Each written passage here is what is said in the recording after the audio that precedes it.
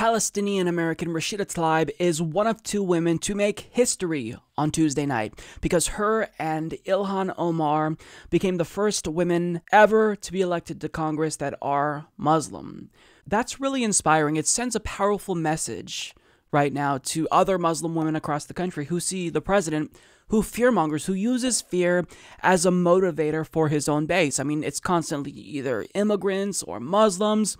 Either way, he tries to paint a picture of them as the other, as if they're enemies. He had the Muslim ban that people like to now refer to as the travel ban, as if he didn't explicitly say that he wanted a complete and total shutdown of Muslims on the campaign trail. But nonetheless, he's been overtly bigoted towards Muslim women. And what I absolutely love is that Rashida Tlaib is showing that she is not going to take his bullshit. And she's quickly becoming one of my favorite progressives that were elected in this election cycle because she punches Donald Trump and she punches him hard. And I wanted to share a tweet that she posted on Twitter right after she won. So she called out Donald Trump saying, "If you think real Donald Trump's mad now, just wait until Fox and Friends starts talking about me and Ilhan Omar.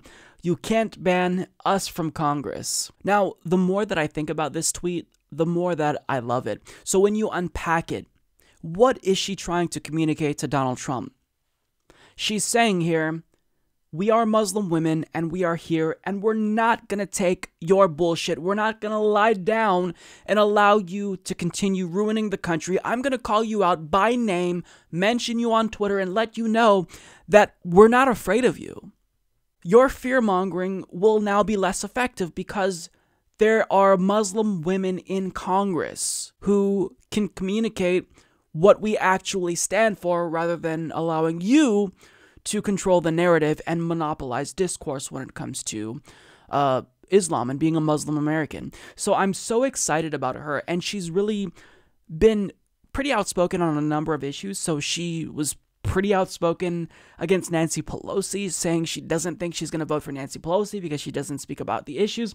And she's a firebrand progressive. She's taking over John Conyers' seat, and I fully expect her to carry on the torch of introducing Medicare for All because she's a strong supporter of that. So I'm really happy about Rashida Tlaib. And let me just say this, there's been a lot of historic moments in this election.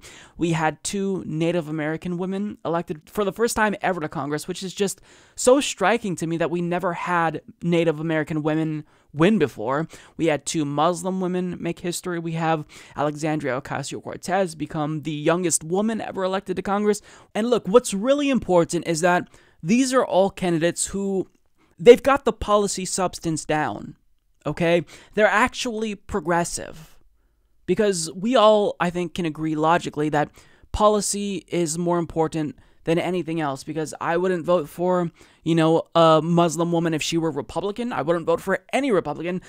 So if someone is progressive, that's number one. That's the most important thing. But if they're also making history and making Congress more diverse and more representative of the actual public, descriptively speaking, I still think that's a net win. I think that descriptive representation matters because growing up in America, if you're a Muslim woman, when there's all this bigotry perpetrated by the Republican Party, to see someone in Congress represent you that looks like you, that does matter. And I know that it might not necessarily seem like that to other people, but you have to put yourself in the shoes of someone who's from one of these marginalized communities. For me, as a gay person, growing up, there weren't very many gay role models, and that kind of leads to gay people and gay youth specifically thinking that they have this sense of a foreshortened future because they don't have any role models. So they kind of don't really feel as if they can amount to anything because nobody in their community has amounted to anything. So this often leads people to feel depressed and maybe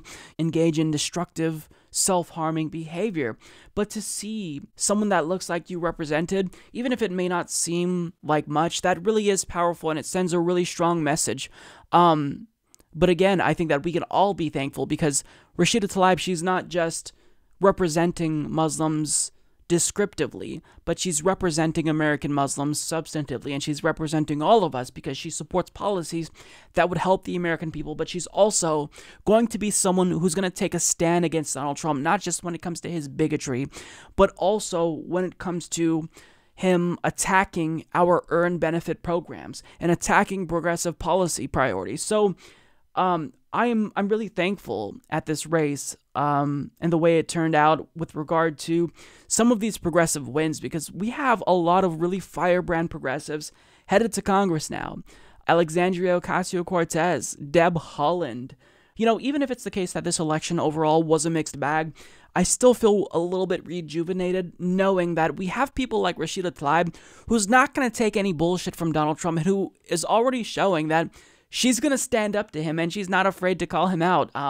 So the trolling that we're seeing already from her, I'm looking forward to seeing what she does in Congress, and I hope that these newly elected progressives control the narrative with regard to policy within the Democratic Party. This is good overall. I feel a little bit optimistic, cautiously so, for the first time in a few years.